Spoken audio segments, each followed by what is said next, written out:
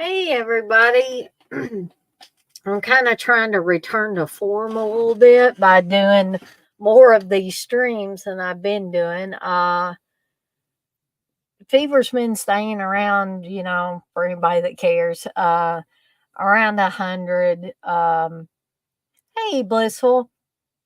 Um, but, I'm hoping that if I keep following the regimen of, vitamin C and zinc and eating my cream of wheat in the morning for breakfast and all that good stuff, then I'll continue to, my health will continue to improve. Um, so I wanted to do something tonight. Um, and I thought about it and thought about it. And I didn't want this to be a last minute thing, but I was trying to think of something that might be interesting to do. And since it's getting Thanksgiving time, I thought, well, why don't I do something on vicious families? I think I did something similar to this maybe last year, but I think I'm going to be covering more movies tonight.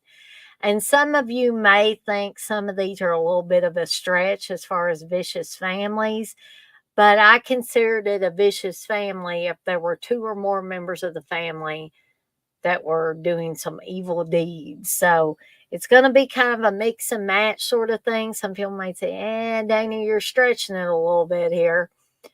And some of you might not think of this as vicious families at all. But what I hope is that maybe some of you out there haven't seen some of these films, and maybe it will encourage you to seek them out and watch them. And maybe they'll be one of your favorites.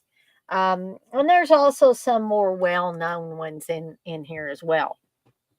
So I'm going to go ahead and get started without further ado. And these were not picked in any order from favorite to least favorite or in reverse order or anything like that. They're just how I picked them off my shelf. So we'll start with American Gothic, which has Yvonne DiCarlo is in this, as you can see on the front of there. Um, and Rod Steiger as well. Rod Steiger and Yvonne DiCarlo are Ma and Paul on this film. And they don't appear to be malicious at the beginning of the film. But how the film starts out, and this film might not be for everybody because part of it deals with the death of a child, the death of an infant, and the woman whose infant ends up dying tragically is one of the members of the gang on Meatballs. And so I can't remember what her name was on Meatballs, but that's probably going to drive me crazy here. But we also have Michael J. Pollard on here as well. And Michael J. Pollard is great as always.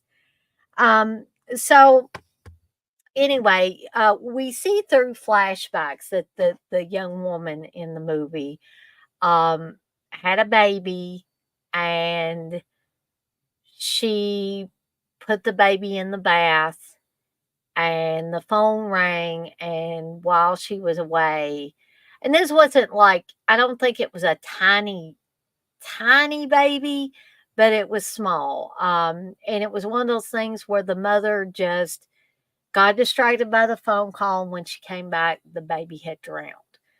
And so she ended up having to go to stay at a mental health facility for a while. And the movie kind of begins with the husband going to check her out of this mental health facility. She basically had a breakdown. And he thinks it would be a good idea for the two of them plus some of their friends to go on a plane trip. Just like a small plane. We're not talking about like some turbojet or something.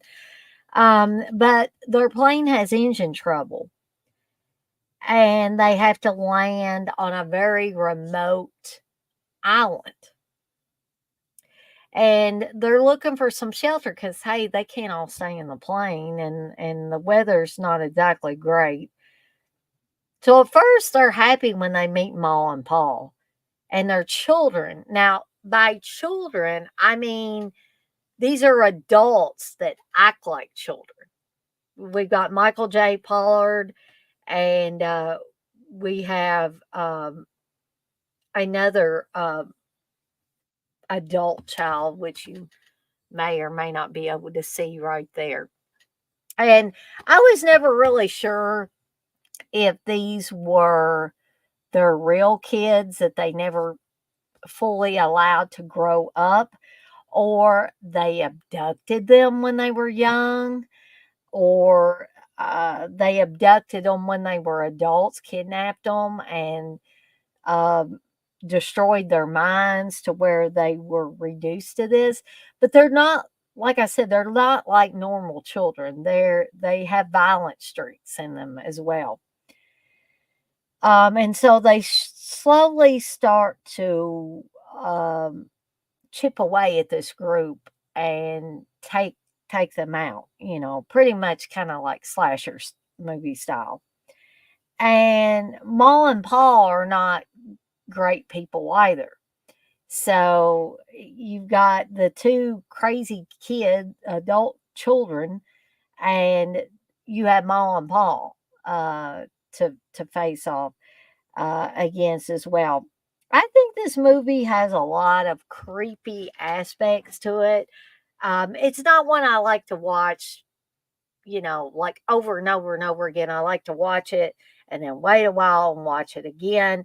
And it's probably about time that I pull this one back off the shelf and watch it here again soon. Um, because this one to me definitely fits the vicious family theme that I wanted to carry through this stream tonight.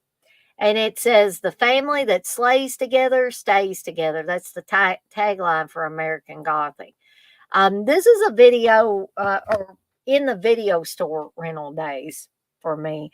American Gothic was one that I invariably always saw this cover. And this cover screamed rent me. It was one of those types of movies. And so um I ended up renting it, taking it home, taking a chance on it, and remember being really, um, is it the best movie made? No. Is it even the best horror movie ever made? No. Some parts of it are a little goofy. But I think the creepiness overpowers and overshadows any weak parts of this film that are there. And so I just think this is a fun, creepy little low budget gem, is what I would refer to it as. And so if you could find this for a free version, of course, like I always say, then I would highly, highly recommend American Gothic. And so the next one, I don't know if they ever really say that all of these people are related in this film or not, but it seems as if they are. And that is A Bay of Blood, or Twitch of the Death Nerve, or many of there are probably some other titles for this as well.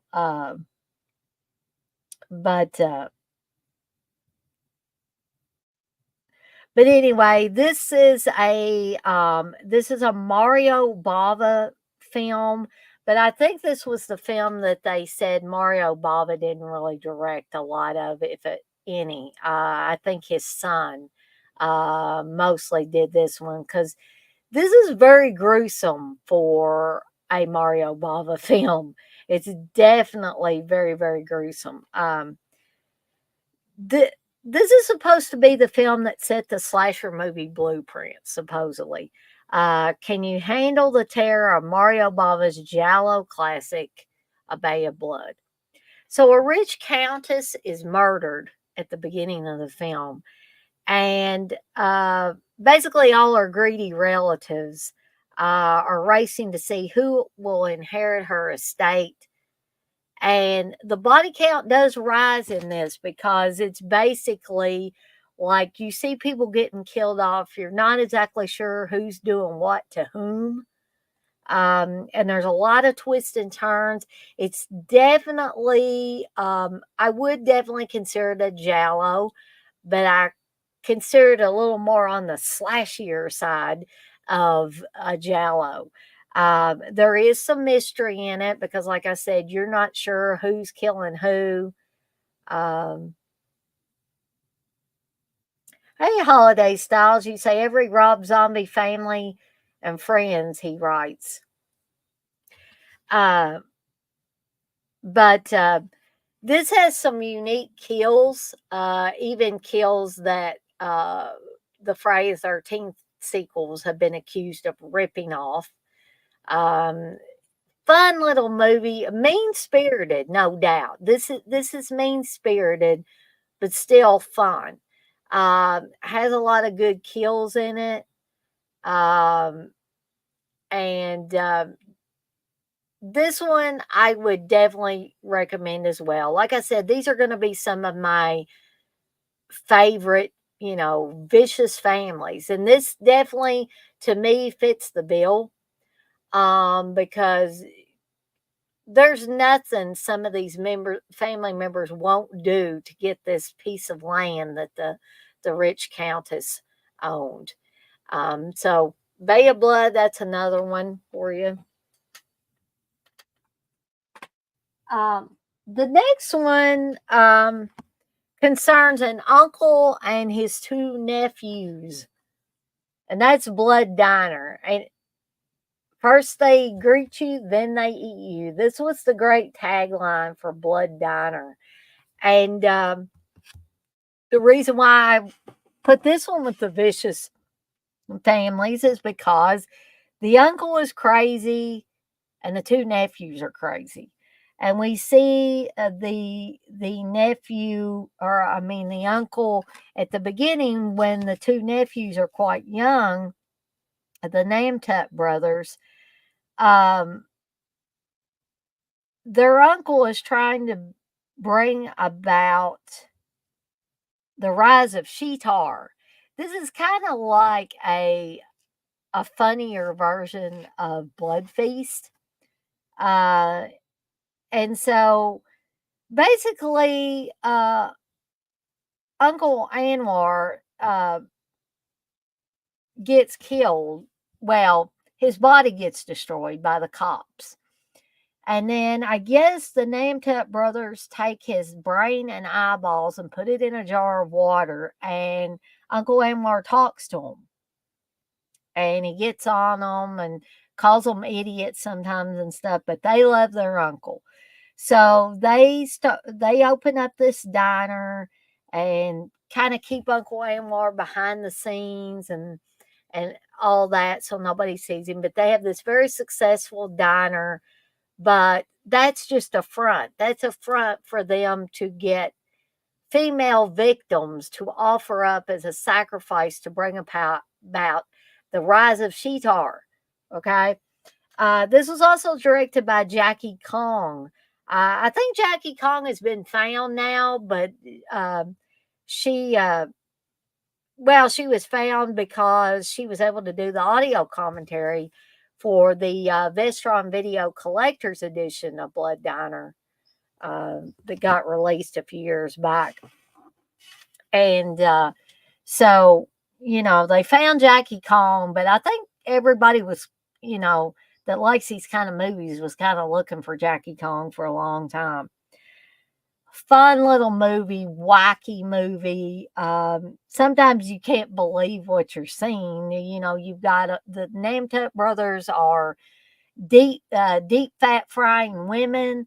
They lure them to the restaurant with promises, of kinky sex and stuff like that. So they say they're going to cover them in batter. It's going to be part of this kinky sex thing. And next thing you know, they're deep fat frying them. Um, and I swear to you guys and gals, there's a guy that is run over, I don't know how many times by one of the Namtuck brothers in I believe a van. He just keeps running over him and laughing, running over him, backing up, running over him again, backing up over him.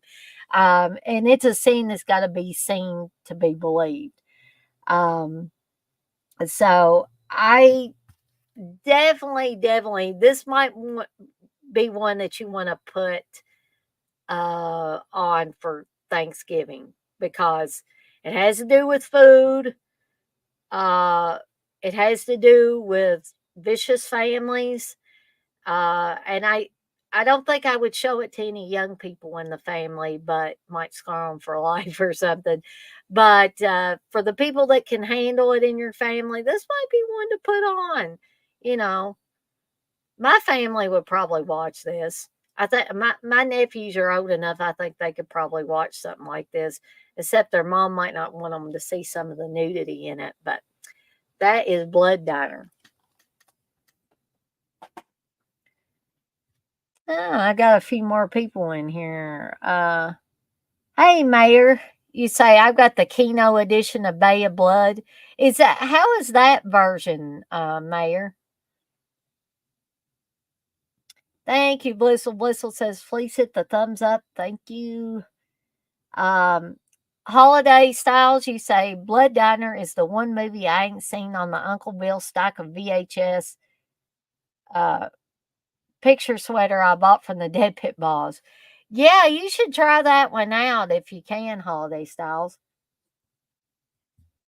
I don't know why in my video rental days I never did rent that. That was one of the things I forgot to say earlier.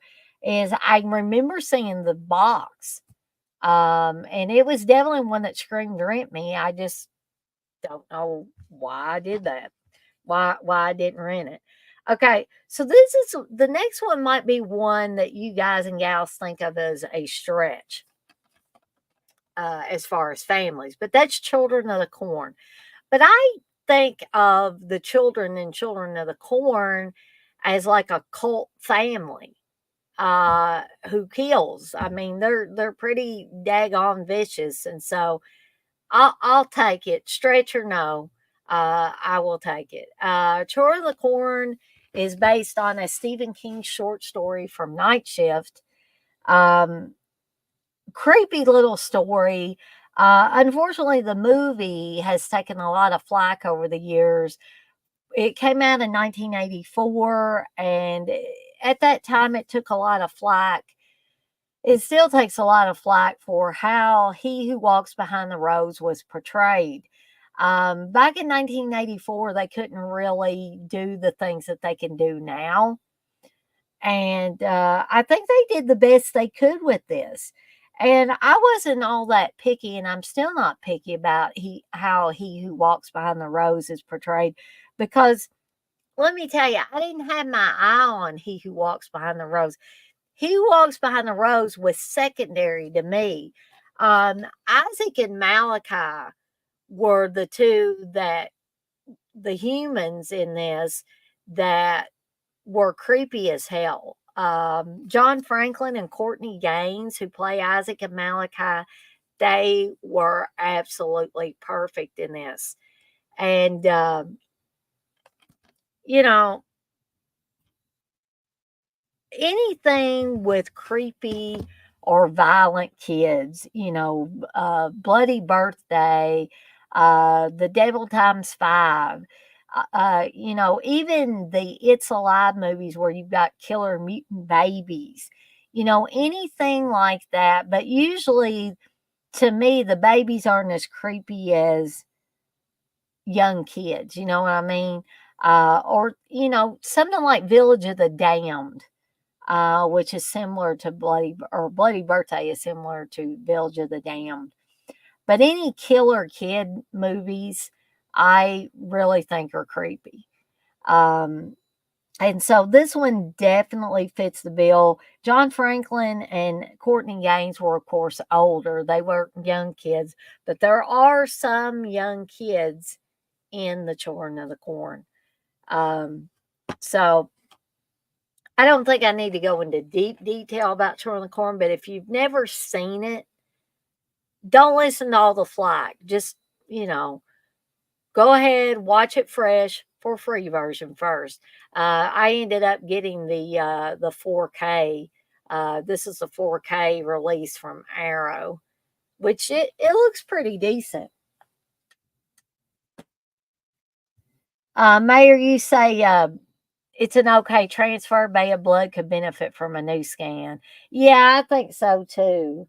Um, so the next one, I don't want to give a lot away about Deadly Blessing, which is right here. This is a Wes Craven, an early Wes Craven film. Um, and it does have Michael Berryman. It has Ernest Borgnine, as you can see there. Um, this may have been either Sharon Stone's first movie or one of her first movies. You can see Sharon Stone right there at the top of that trio of girls there. Um, and it says, "Pray you're not blessed." But Deadly Blessing was always like this was a popular renter. Can't talk popular rental in my household. So you basically got a religious cult, the Hittites, um, and one of their group has, you know, he was going to leave anyway. He met a woman from the city, fell in love with her, wanted to marry her, didn't want to marry somebody from within the sect or cult or whatever you want to call it. And so, they pretty much ostracized him and said, out, out. If you're going to get with this big city woman and want to use tractors and stuff like that, then, and the evils of the world are going to uh, take you over, then we don't need you here. So basically, even his family within the sect turned their back on it. But they were always nearby. So there was always something creepy about the Hittite sect. And so the guy ends up dying in an accident overseas. Excuse me. Sorry. Blissful says, "Who wants a piece of birthday cake?" Man, I wish I could have one. I'm assuming you're eating your birthday cake. If today was your birthday and I forgot to wish you a happy birthday, Blissful, I apologize. Thank you for the bless you. um, so this leaves his wife Martha, played by Marion Jensen, Battlestar Galactica, alone. She has two of her friends come to visit her, and strange things are happening. Uh, People are being attacked. People subsequently are getting killed off. There's a lot of weird stuff going on. So you kind of have, I don't want to give too much away, but you kind of turn out to have two different evil families in this. One more so than the other. I'll just say that. Um, but I have always loved Deadly Blessing. It's another one that I like to wait a little while and then watch it. I don't like to watch it, in too close succession to the last time I watched it. But it is, in my opinion, a very, very good film, very creepy film. You can see some uh, tropes of Wes Craven that will show up in some of his later films. If you don't believe me, just watch it and you'll see.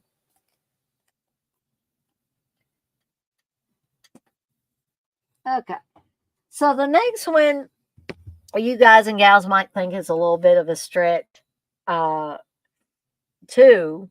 Uh, because it doesn't deal with a large family or anything. It basically deals with a mother and a son, both who I consider evil or deadly in their own way.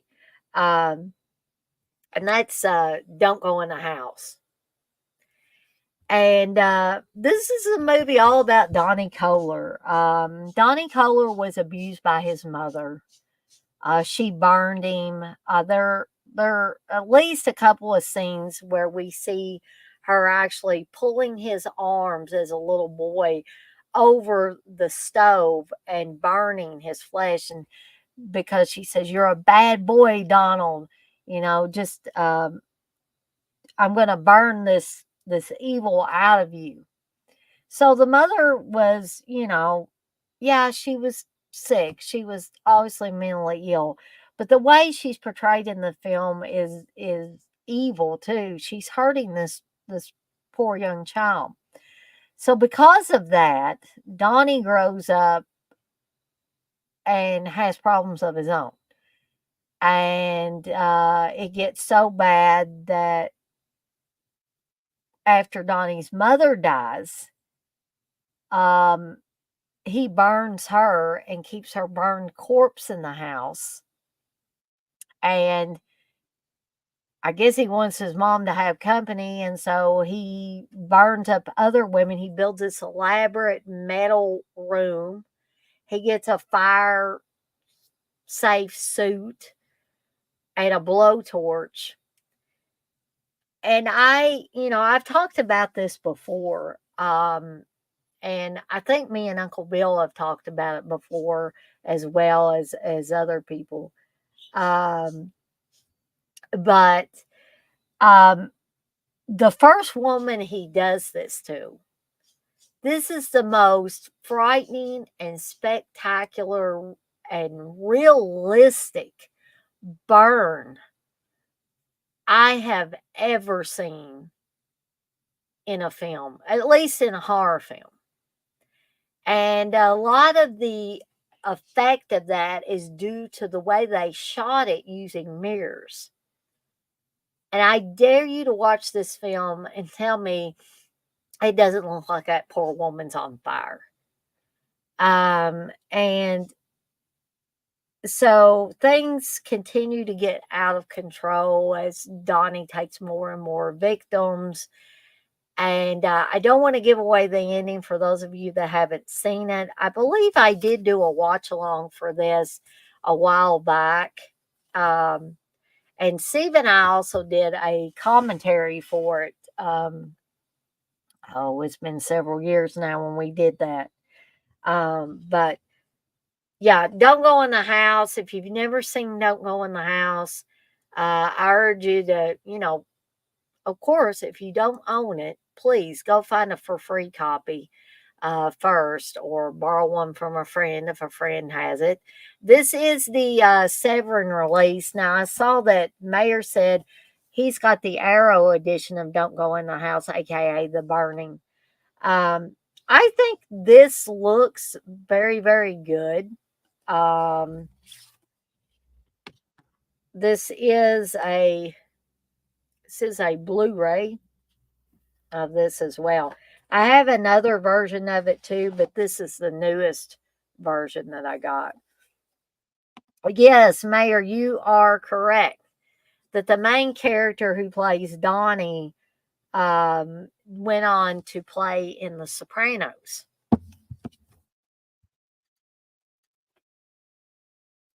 Let's see, Mayor, you also said me and my sister went to see Deadly Blessing at the theater when it came out. I think that both of us were taken back when Sharon met the spider. I was too. I didn't get to see it at the theater, Mayor. I rented it, but still, that spider scene, there's nothing like it, and I can't stand spiders. And the whole shot of that dropping into her mouth. Oh, ugh. So I hope you had a happy birthday, Blissful, and I'm sorry I didn't get a chance to message you today. So I say happy birthday now to you.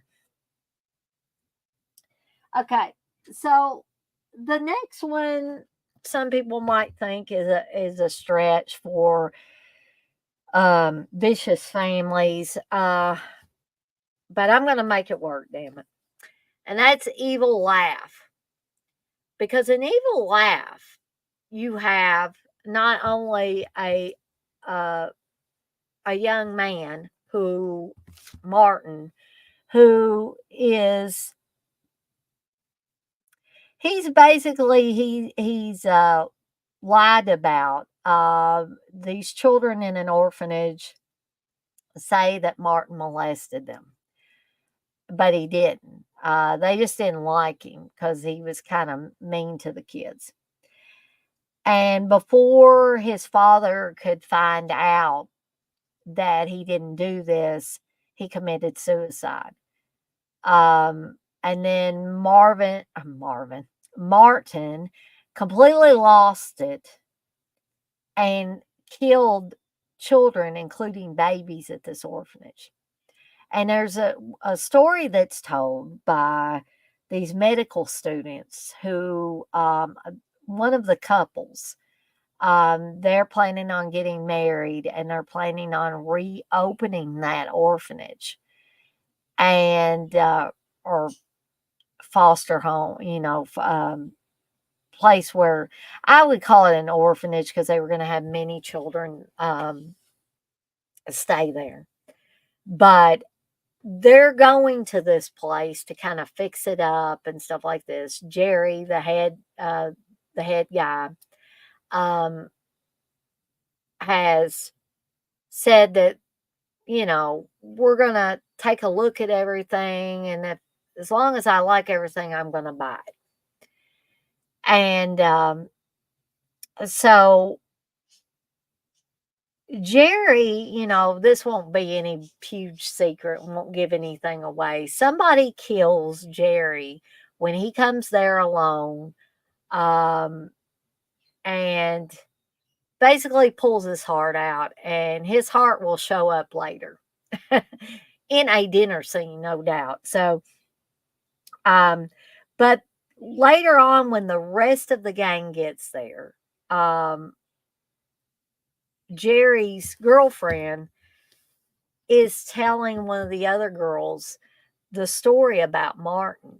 And it's so creepy when she's telling this because um, she says that basically Martin slit the throats of even these young babies and then held them upside down by their feet and let all the blood run out of them.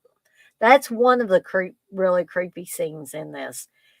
The second creepy scene is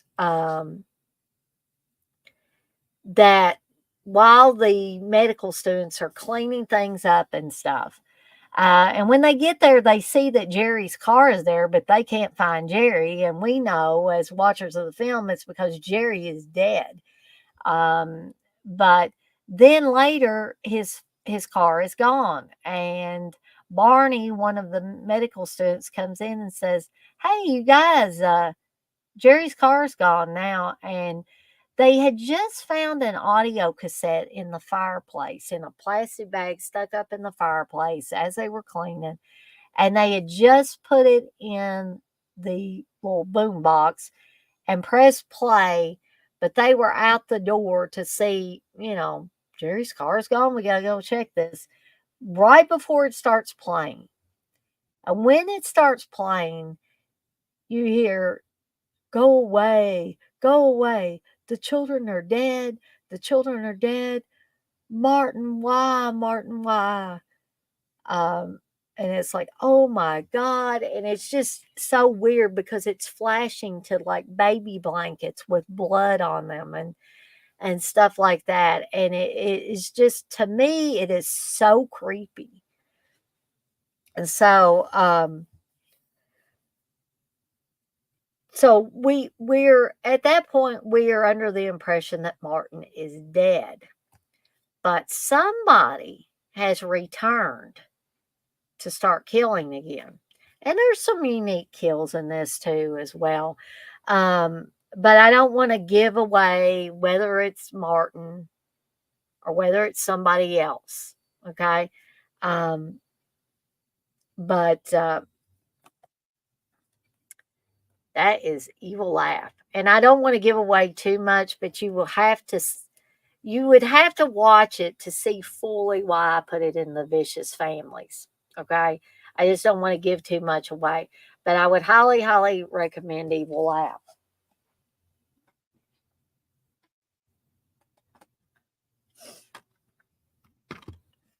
All right. So the next one is The Final Terror, starring Adrian Zemed. Okay, let's look at all we have in here. We have Adrian Zemed. We have Mark Metcalf from Animal House.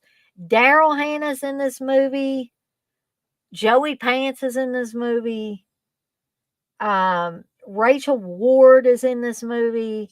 A lot of people that you know from other things are in this movie. And I love this movie. I've heard some people say that The Final Terror is boring. I don't agree with that. The way you look at it here, it kind of looks like it might be some kind of sci-fi alien invasion movie, but no. It's basically a slasher film. And you'll know that when you start watching it. So a group of young campers, they go out for what, you know, most young campers do, a fun-filled weekend. But then there's a killer, a disguised killer who's stalking the forest in search of new victims. And like I said, we've got Rachel Ward from the Thornbirds, which I hate the Thornbirds, but she's also in Night School. Daryl Hannah from Kill Bill and Blade Runner. Adrian Zemed from Bachelor Party. Mark Metcalf from Zero Dark 30 and Animal House. Lewis Smith from Django Unchained. And Joey Pants from The Matrix and The Fugitive and lots of other movies. And also directed by Andrew Davis, who did The Fugitive and Under Siege. I think this is a tight knit little slasher. I think it's fun. I think it's creepy in parts. It's got Joey Pants in there acting totally batshit crazy. I kid you not. Um, and you do have, in my eyes, you do have a mother and son killing team. And that's all I'm going to say. That's where I'm going to leave it. Um, but I would highly recommend The Final Terror. I don't see a thing wrong with this movie. I don't find it slow. I don't find it boring. Um, I just find it to be a fun little slasher. Just that, nothing more elaborate than that. And now the next one I'm going to show you guys and gals, you may think of as it could go either way. That what the father is telling his sons is true, or the father could have lost his mind. Okay. So I definitely see it as being two, it could be two ways. But if you're thinking that the dad, the father in this film, played by Bill Paxton, um, has lost his mind, then yeah, you would definitely think of it as like a family or vicious family or a family horror. And that is Frailty, which also stars Matthew McConaughey, who you can see on the front.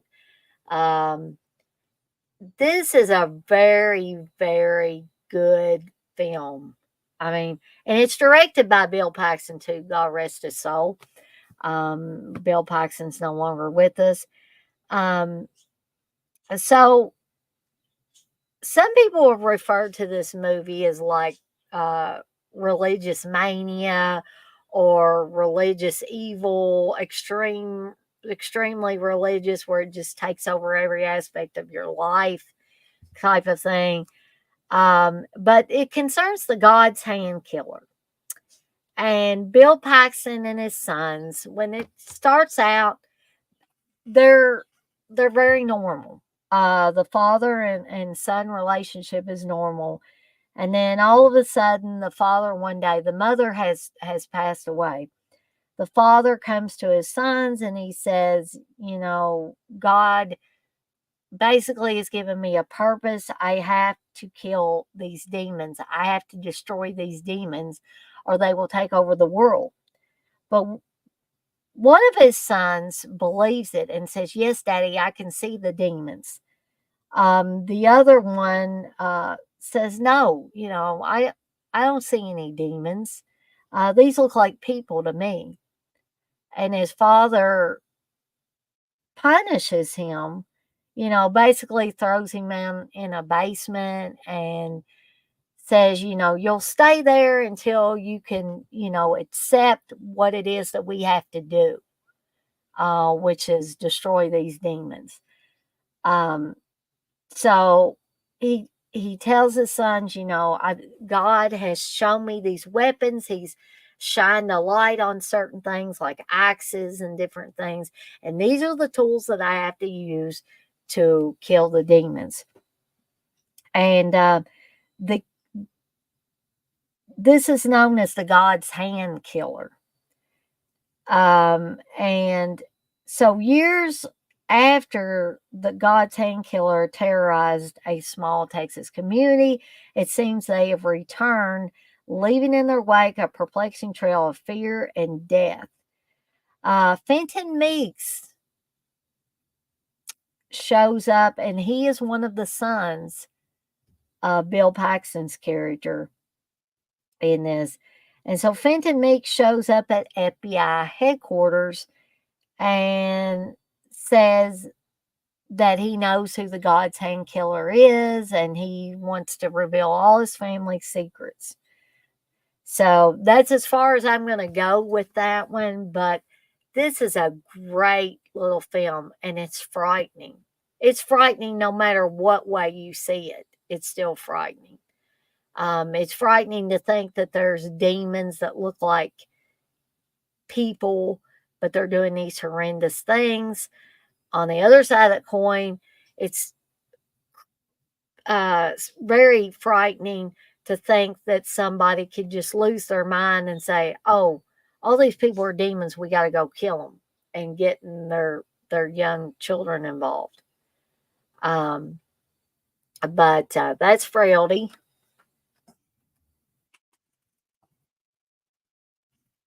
So the next one again might be a little bit of a stretch, but basically has a father and a son who I'm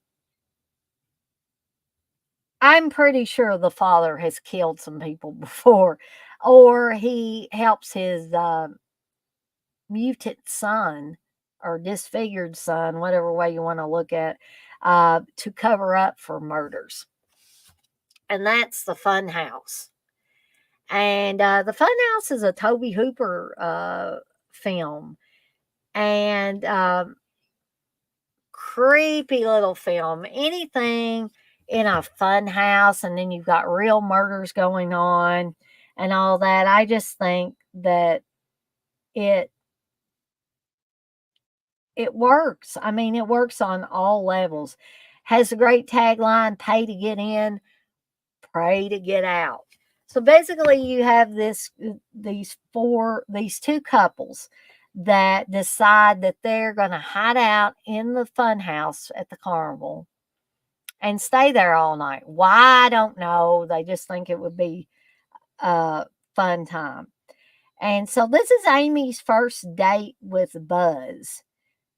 And it's also going to be her last date with Buzz, as you will clearly see as the movie goes along.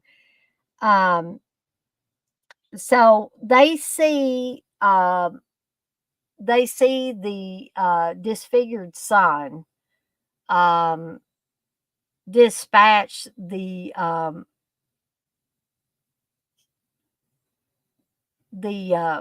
palm reader or whatever you want to call her, because she agrees to, get him off and doesn't fulfill it, and so then he kills her.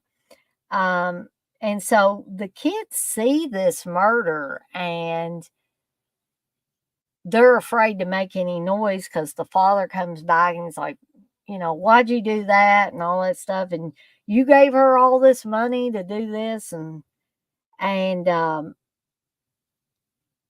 I think at one time the kids had stolen the money.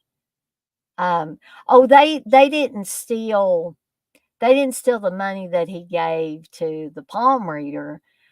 They stole the rest of the money that they had made running the fun house. And so the father was really angry whenever he finds all the money gone, and he's going to beat on the son and all that. And the son has had a Frankenstein mask on during the majority of the first act of the film. And then all of a sudden you see him pull it off and he's this creature. And I don't think I have any, yeah.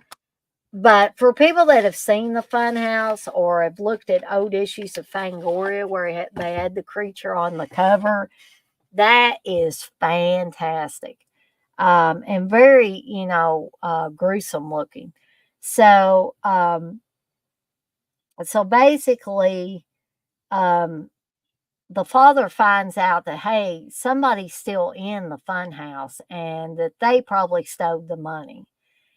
And so basically, it's him and his son tracking these kids or stalking these kids through the fun house in attempt to, one, kill them and get the money back. So that's the fun house.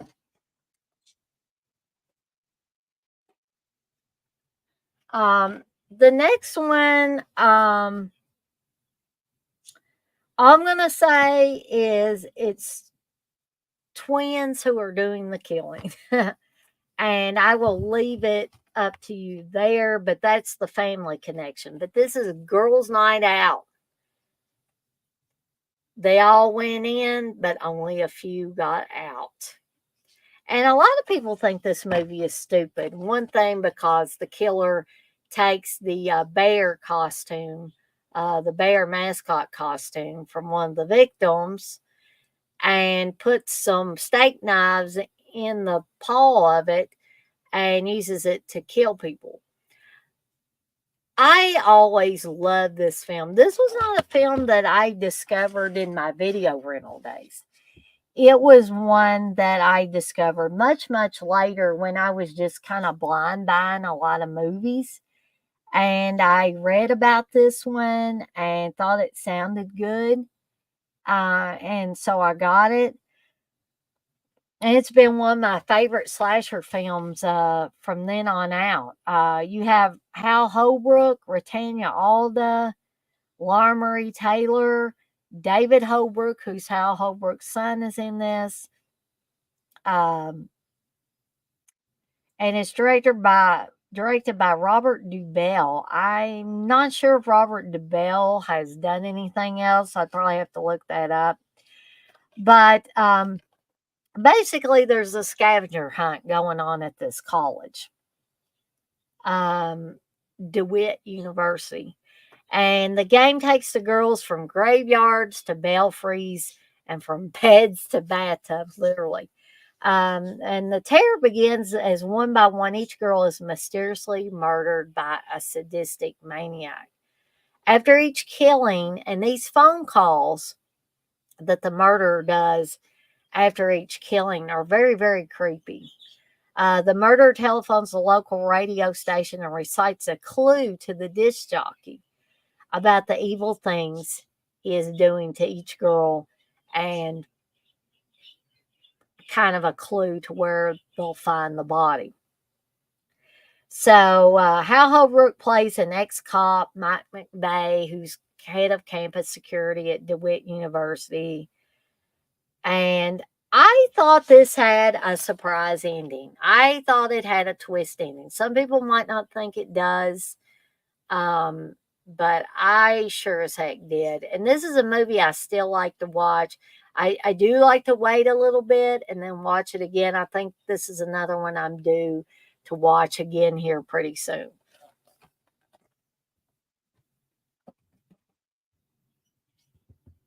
So the next one,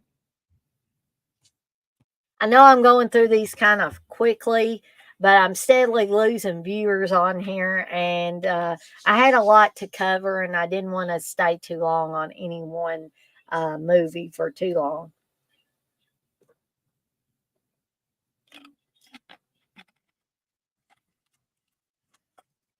But the next one I want to talk about is Hell Night.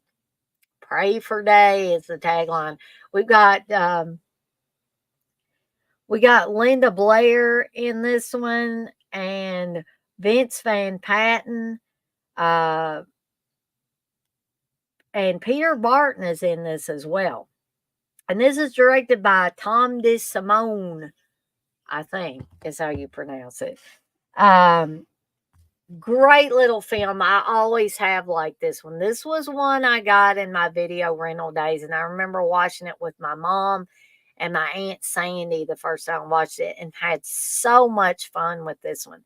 And why I have this in the Vicious Families is because it's basically a family that was thought to have been dead.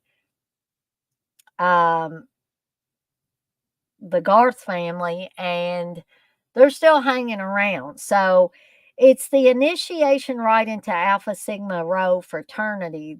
So four pledges have to spend the night in Garth Manor, and that's Linda Blair and Peter Barton, Suki Goodwin, and Van Patten. Vincent Van Patten's also in this. And nobody really thinks that they're, going to be attacked by any real creatures that have been living around here for ever and ever.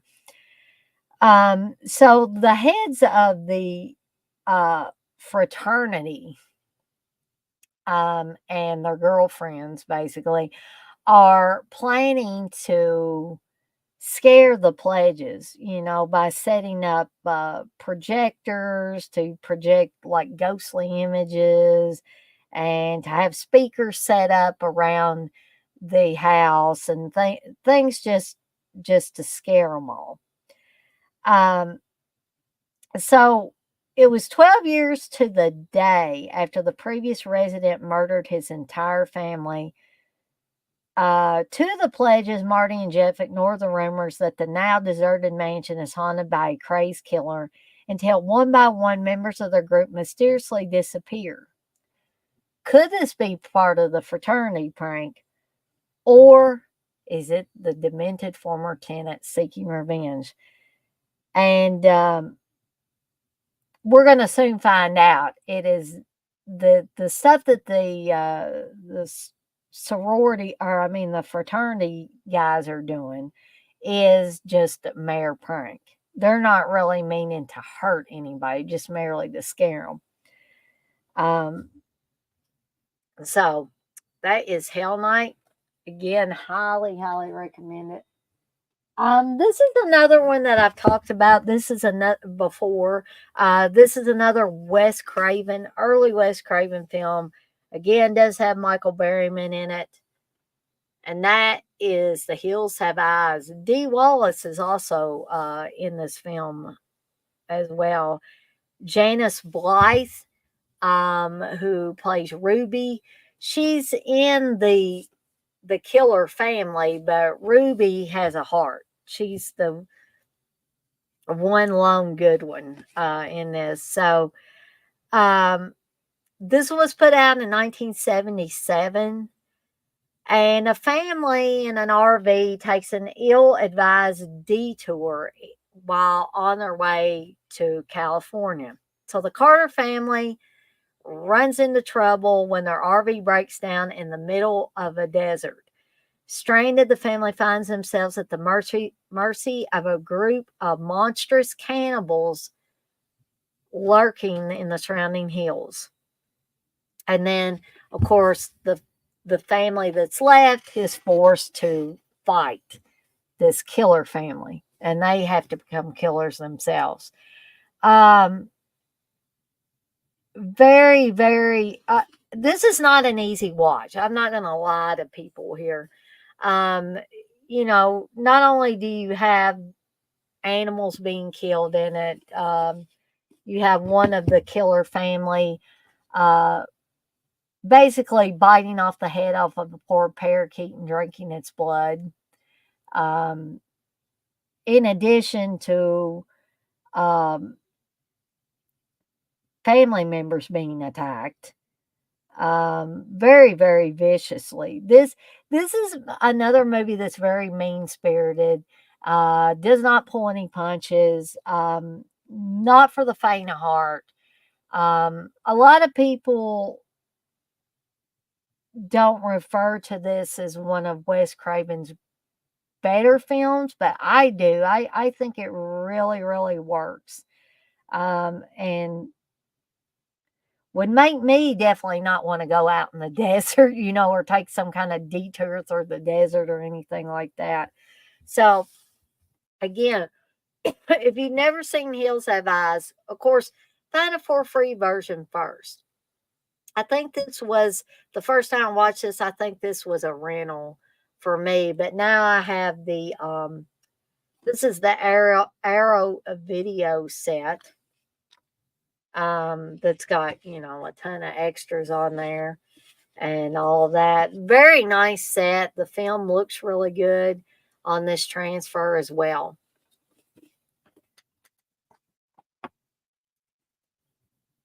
Okay, we're to the last stack of them here, guys and gals. All three of you that are still with me. So the next one has twin brothers who are killers, and that is Just Before Dawn. I did a watch along a few months back for Just Before Dawn as well. Greg Henry's on this, Chris Lemon, uh, George Kennedy, a lot of, well known people in this as well.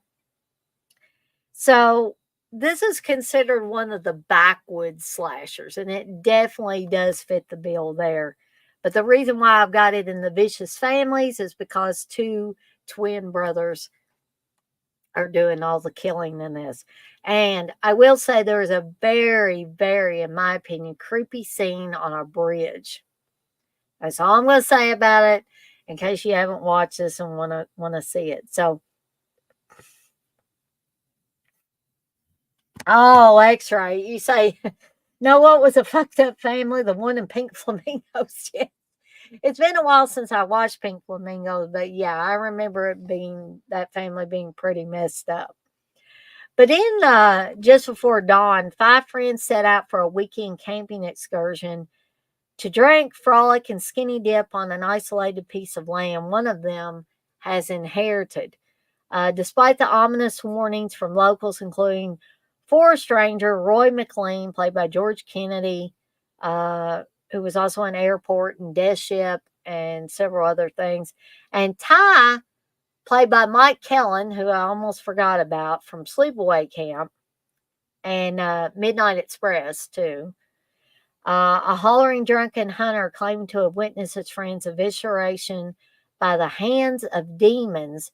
The friends trek further into the foliage, co-starring Greg Henry, Deborah Benson, Jamie Rose, Chris Lemon, and Ralph Seymour. And Ralph Seymour, by the way, was also on Killer Party, who played Martin on that.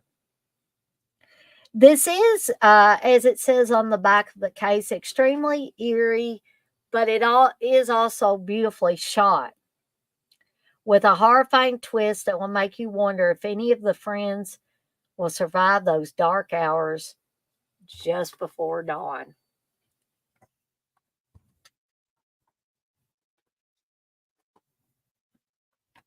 Okay. The family and Mother's Day. Yeah, I'm going to talk about Mother's Day too tonight. We're getting down to the last few here. But the next one is Madhouse.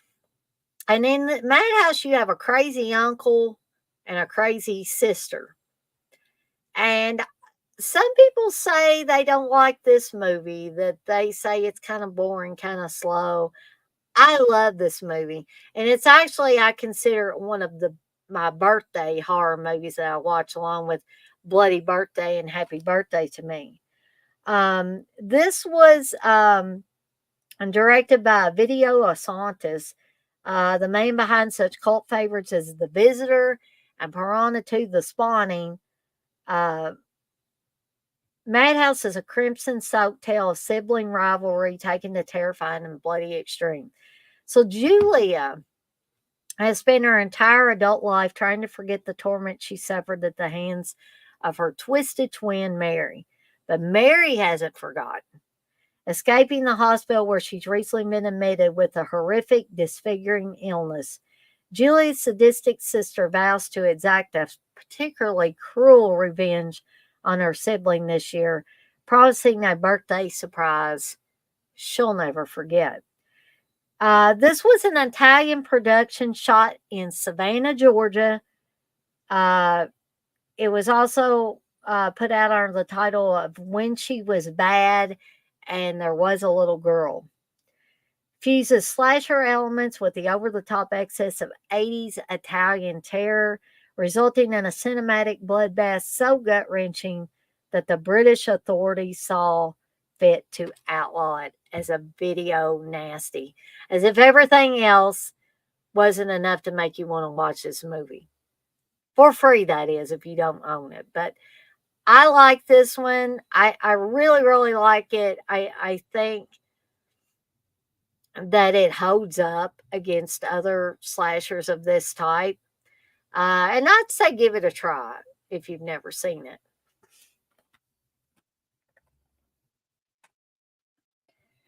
X-Ray, you said The Visitor is classic. You really should check it out. Feels almost like Suspiria with a sci-fi edge. I have seen The Visitor. Um, it is a classic in my opinion. Um, X-Ray, you say you also been meaning to see Madhouse. Have it bookmarked on Tubi. Yeah, that it is on Tubi. I'd forgotten that. So there you go, guys and gals. If you want to watch it for free on Tubi, then you definitely can do that. So the next one, I just did a watch along for this one. Um, and that's Maniac. And again, we have a mother and son who, in my opinion, are equally sadistic, but the son is damaged and basically driven crazy by his mother, who abused him as a little boy. She burned him with cigarettes and stuff like that. Um, and so poor Frank, he grows up, Frank Zito, he grows up and he murders women and scalps them and takes their scalps home and puts them on mannequins and sits around and rocks on the bed and talks to them. This is, if you didn't catch the watch along for this Saturday night, just a word of warning if you've never seen Maniac with that ominous tagline, I warned you not to go out tonight.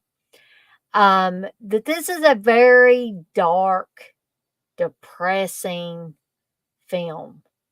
The atmosphere is cold and dark and depressing. The I mean, the kills are fantastic in it. But you probably want to watch this one when you're really, really happy. Don't watch it when you're already depressed, okay? So that's Maniac.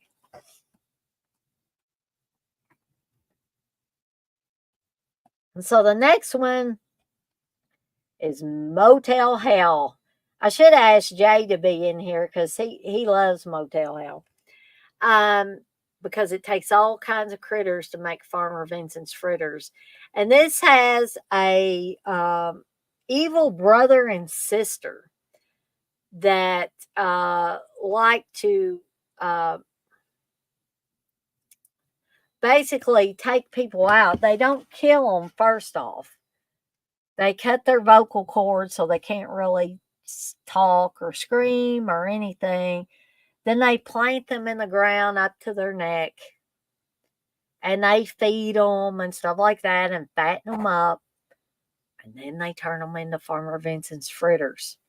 And what other movie has somebody putting a pig's head on and trying to attack people with a chainsaw? This is classic.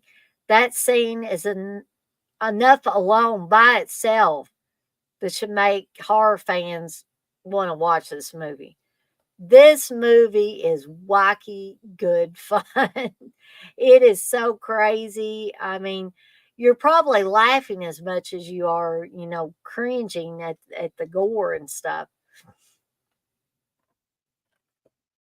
X-Ray, you say man, I wish I liked Motel Hell more.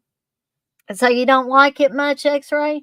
I'd say maybe give yourself a little bit of time and try, if you haven't watched it recently, maybe give yourself a little bit of time and try to watch it again. X-Ray, you said there's Frank Zito's all over the subway now? Yikes. Huh.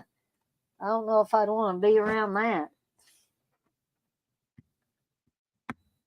Which brings us to the one that X-Ray mentioned just a few minutes ago, and that is Mother's Day.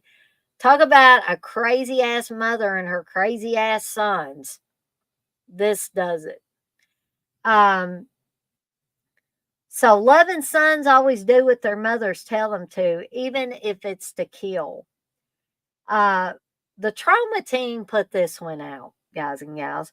And they're proud to bring you Charles Coffin's Mother's Day, the independent horror classic, which redefines the term family values. This stylish, horrific, and darkly humorous film is a worldwide favorite in the spirit of the Texas Chainsaw Massacre. Mother's Day is a celebration of gore and depravity that is certain to offend the weak of heart.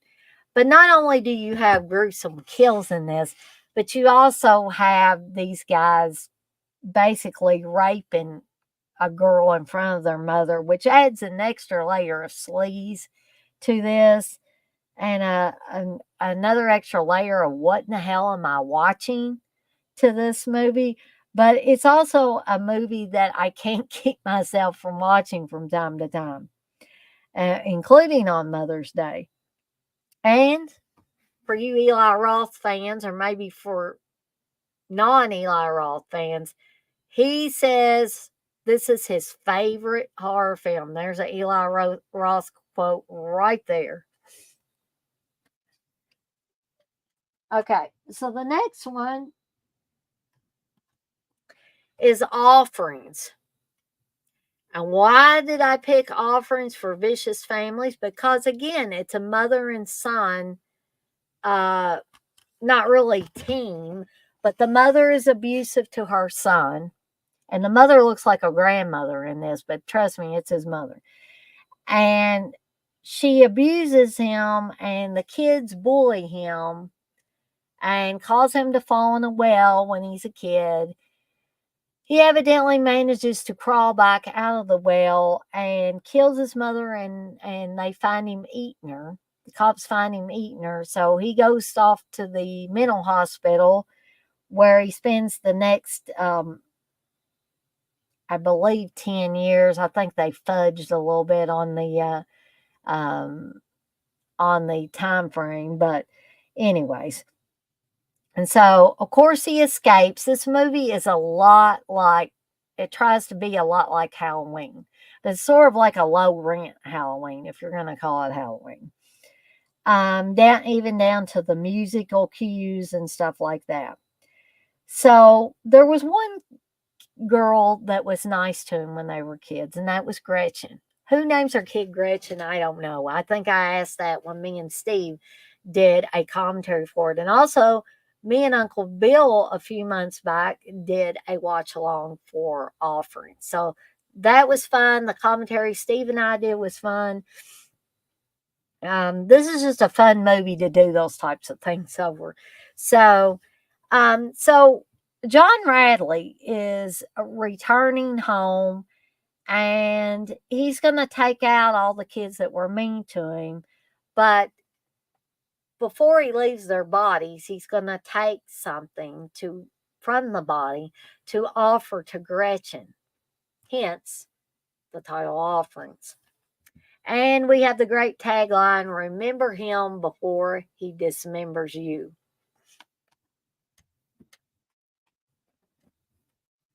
Okay, so the next one, you knew I was going to have to Psycho in here, right? The original Psycho, because Norman's mother is crazy. She does terrible things to him growing up. And then Norman kills her. He poisons her. And he realizes he can't live without her. So he goes and steals her corpse from the grave and preserves it. And hopefully there's nobody in here that hasn't seen Psycho, because I'm going to give something away here. So I'll give you a few seconds to walk away or plug your ears if you've never seen Psycho. All right. I hope you guys and gals are gone that haven't seen it. So then that means he has to dress up like his mother and kill people that come to the motel to stay. If the mother inside his head tells him that, they're bad, he becomes mother, he goes and stabs them to death in the shower or whatever. So, that in a nutshell is Psycho, but don't let that fool you. If you have never seen Psycho, oh my gosh, run, don't walk to find a copy of this movie to watch. This is a classic. And one of those nearly perfect films for me. I ain't lying here. This one is great. So you knew I was going to bring this one up, right, guys and gals? The Texas Chainsaw Massacre. You cannot bring up vicious families without bringing up the Texas Chainsaw Massacre, right? So 5 kids go out on a weekend getaway in the Texas countryside. They fall prey to a butcher in a mask made of human skin and his cannibalistic family. Now, if I had never heard of the Texas Chainsaw Massacre, Lord help me if I hadn't, and I read something like that on the back of a VHS box or whatever, or a DVD box, or DVD case, Blu-ray case, 4K case, whatever, that would have sealed the deal for me right there. Horror cinema would never be the same. Violent, confrontational, and shockingly realistic director Tobe Hooper's The Texas Chainsaw Massacre terrified audiences in a way never thought possible when it was unleashed on a politically and socially tumultuous America in 1974.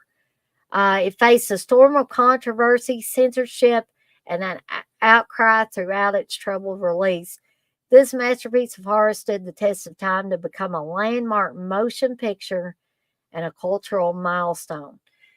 And let me tell you guys and gals, and I am not lying, there is actually very little blood used in this movie, and what your mind creates is a lot more horrifying than what Tobe Hooper actually showed. People swore up and down that they saw things that didn't really happen in the film. So they claim they saw people cut in half and all that stuff. And to be totally honest, when I was getting ready to watch Texas Chainsaw Massacre for the first time, I had those visions of like, I thought surely something called the Texas Chainsaw Massacre, there was going to be a massacre. But when I got into the movie and figured out, no, that's not exactly what Toby Hooper was trying to make here. But does that make this any less of a horror movie? No, it does not. This is an absolute classic. Should be on every self-respecting horror film fan's shelf. Okay. And if you're curious about it and have never seen it, try to find a for free version. I would love to hear what people think of this, especially after the first time they watch it. So let's Texas Chainsaw Massacre. We've got a couple more, and then I will be done for the night. To all a good night. Some of you might be thinking, good Lord, Dane, why you got that one in here for vicious families? Because a young girl is killed due to a sorority prank. And then years later, I think it's safe to say this, her parents dress up as Santa Clauses and kill some of the sorority girls off in very gruesome fashion. This was also directed by David Hess. This is also in my list of Christmas movies, my Christmas horror movies for the year. I think it's a good little film. Some people say, it's low budget trash. It's not good. But I urge you, especially if you've never seen it before, try to find a for free version and watch it. You can even wait till Christmas to watch it. But I do technically think this fits in with my Vicious Families theme because you have a husband and a wife that are killing people off. All right.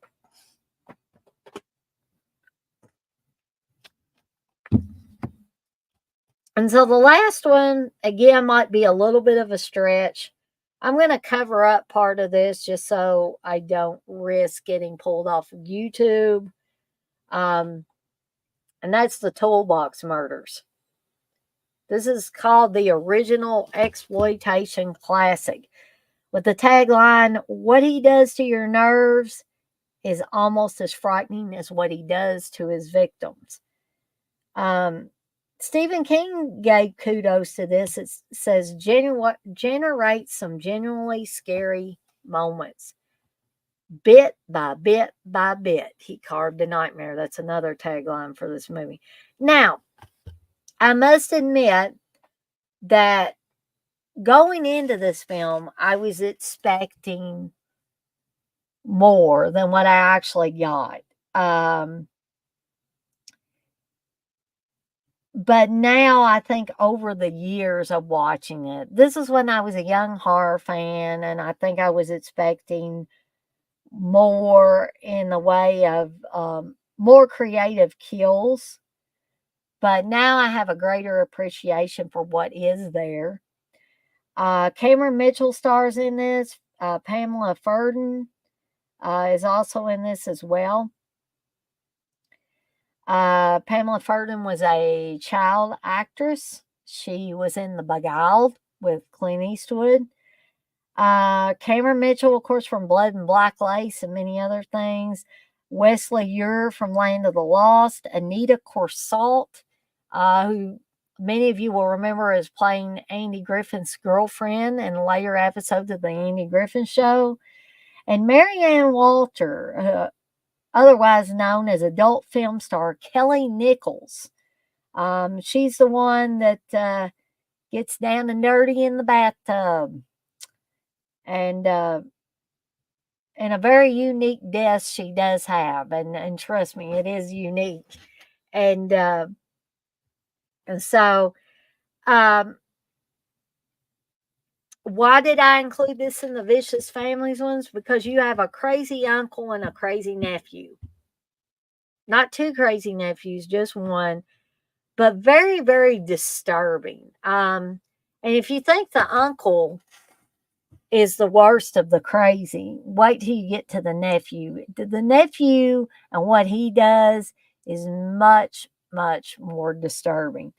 And this is another one that kind of leads you believe that it's based on a true story. However, I did look everywhere for information on this, and if somebody can prove me wrong, um, please, please do so.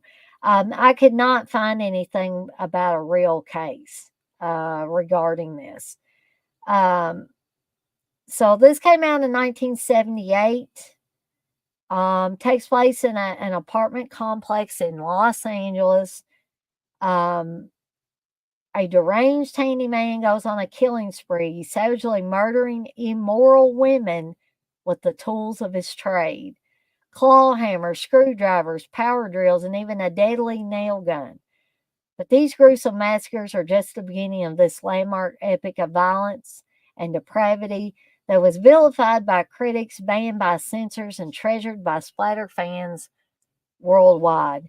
This is the Toolbox Murders. And if you get this Blue Underground version, let me cover the naughty bits up. The Blue Underground, either the 4K or the Blu-ray. This is the uncut version. It's in 4K, 16-bit from its uncut original negative with Dolby Vision HDR and Dolby Atmos audio, and gushing with new and archival extras. So that is the Toolbox Murders. And that is also the final film that I'm going to be talking about tonight. Liz, what you say, I often wonder how much bubble bath sales went up after people watched Psycho. Yeah, I mean, really, yeah, that probably people, there were people that probably never took another shower again after that movie came out. But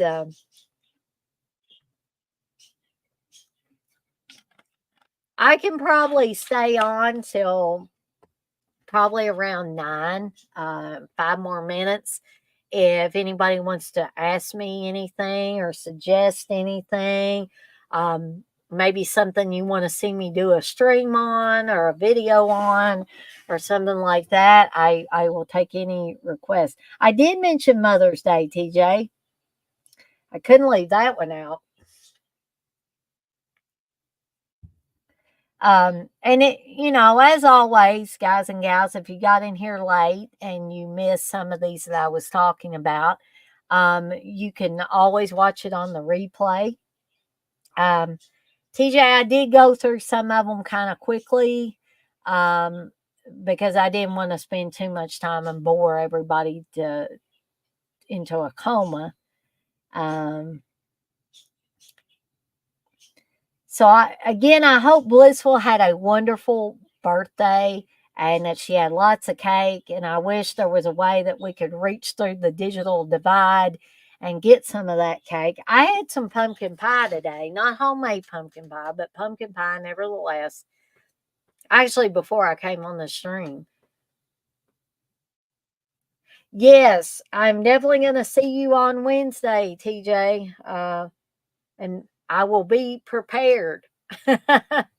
By watching the Tales from the Crypt episodes. Blissful, you say you did. Thank you. Well, you're very welcome. Um, Actually, if I didn't see Blissful in here tonight, um, I was going to message her um, just to make sure she was doing okay and all of that. Actually, speaking of birthdays, Steve's birthday is next week. It's his birthday's on Thanksgiving this year. So his birthday is November 23rd. The old man's birthday is on the 23rd of November. And I've got one more week. I've got this week and next week before I get to take the facilitator job over for good, I guess, or for as long as I want it. Sure, TJ. Do you want to come on here live and talk about it, or do you want to just put it in the chat? We can do either one.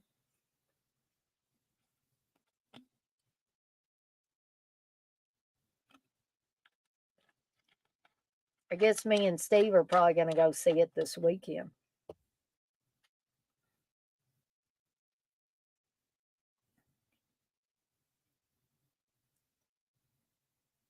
And TJ, if you want to come on here and talk about it, I can put the invite link in the chat. I'll risk it.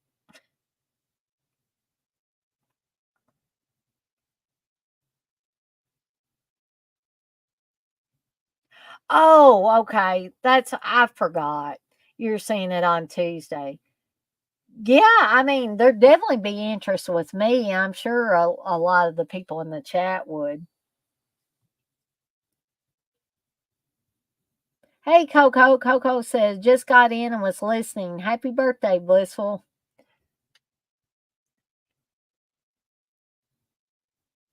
See, if your birthday wasn't happy enough, come on a stream and you'll have all kinds of people wishing you happy birthday. So, and this is making me, even though I'm running a slight temp still, this made me feel a lot better to be able to come on here and talk with you guys and gals tonight.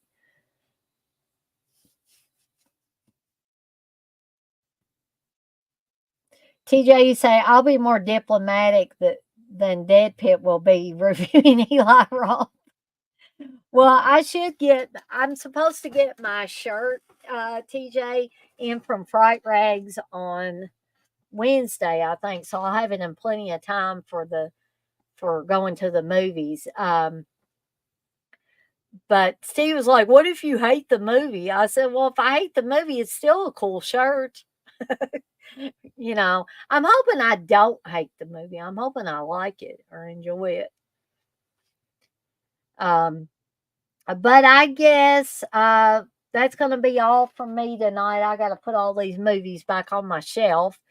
But I want to thank everybody for joining me tonight for this 90-minute stream. I had a lot of fun talking about different movies. And now I think I'm going to finish up a few things, tidying up around the house, and take my shower and sit down and watch something and try to get some rest for work tomorrow. Um, but again, thank you everybody for joining me. And again, happy birthday, Blissful. And I'll see everybody next time. I don't know if I'll do anything tomorrow. I may take a break tomorrow, but me and TJ will be here, barring anything happening, on Wednesday to talk about more Tales from the Crypt season 3 episodes. So join us for that. I'm going to try to do a Seductive Poison: The Resurgence on Thursday, and Midday and Dana, can't even talk. Midday with Dana and Jay will be on for this Friday. Me and Jay are going to finish up our music madness with our third and final music theme show. Um, and also, just a little early reminder, this Saturday and Sunday, I will be having some watch alongs. November 18th will be Home Sweet Home. And November 19th will be Home for the Holidays, starring Holly Hunter and Robert Downey Jr. Um, so I will try to find a link. I figure Home Sweet Home's probably on YouTube or something. That's probably the way I'm going to have to be watching it as well. So that's what's going to be coming up this week and this weekend. Blissful, you say Messenger has not been working for you. I know you were having some trouble with it one other day too. Um, I was just worried about you. I didn't know if it was a Messenger thing or heaven forbid somebody be sick or something like that. I just always worry. I knew you had been in the streams that I've been doing, so that made me feel a little bit better. But don't put yourself out there. Hey, Uncle Bill, I'm just about ready to get off here, buddy. The initiation. Okay, you got me on here, Uncle Bill. So, would you like me to do the initiation sooner than I told you when you texted me today? Because now I got your full attention. So if you do and you want to be on here with me and plus, we can have other people on here too.